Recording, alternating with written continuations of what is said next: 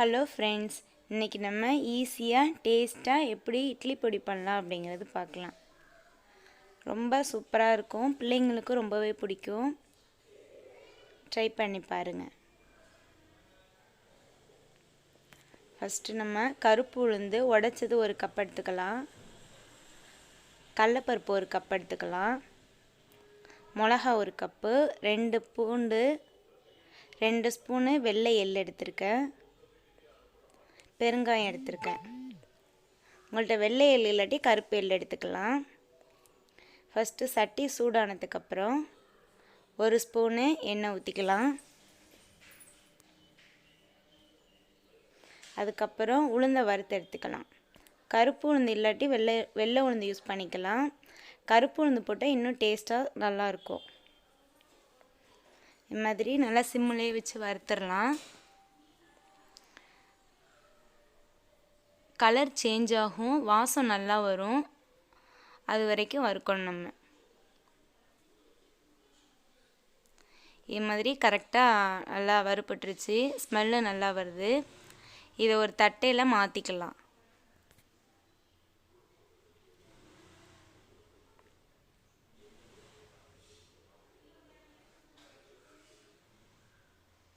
அதுக்கப்புறம் கடலைப்பருப்பு வறுத்து எடுத்துக்கலாம். அதே மாதிரியே சிம்மிலே வச்சு வறுக்கணும்.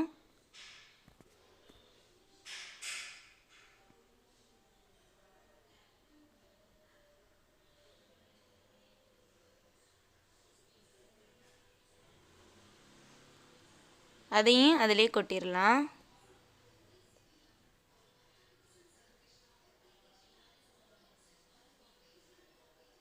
அதுக்கப்புறம் எள்ளை வறுத்து எடுத்துக்கலாம்.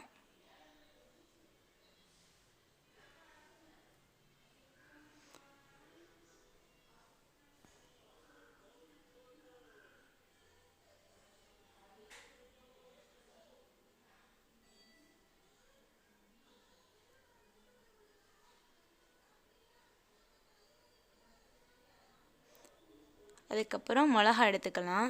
மிளகா வந்து நான் போடுற அளவு வந்து காரம் வந்து லேசாக தான் இருக்கும். உங்களுக்கு இன்னும் வேணுண்டா அதிகமாக போட்டுக்கலாம்.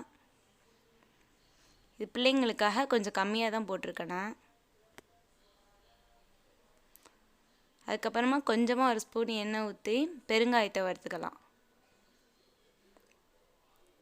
பெருங்காயம் கொஞ்சம் நேரம் சிம்மிலே இருக்கணும். நான் உள்ளே வந்துட்டு கொஞ்சம் பச்சை நிற்கும். கொஞ்ச நேரம் இந்த லைட்டாக கருகிற வரைக்குமே நம்ம வறுக்கணும்.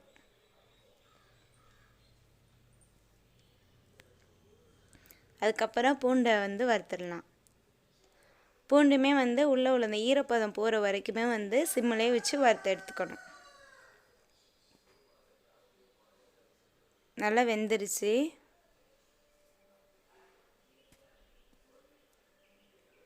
இப்போ இதையும் இந்த தட்டிலே கொட்டி ஆற வச்சுக்கலாம்.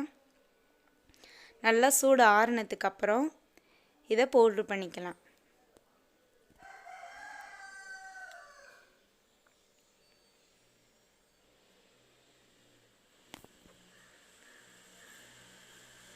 ஆறுனதும் இதை ஒரு மிக்ஸி ஜாருக்கு மாற்றிடலாம்.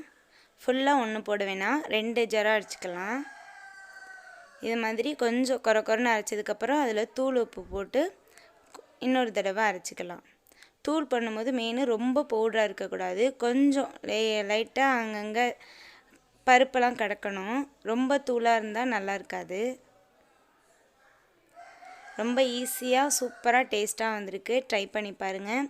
ட்ரை பண்ணிவிட்டு எப்படி இருந்துச்சுன்னு கமெண்ட்டில் சொல்லுங்கள். தேங்க்யூ.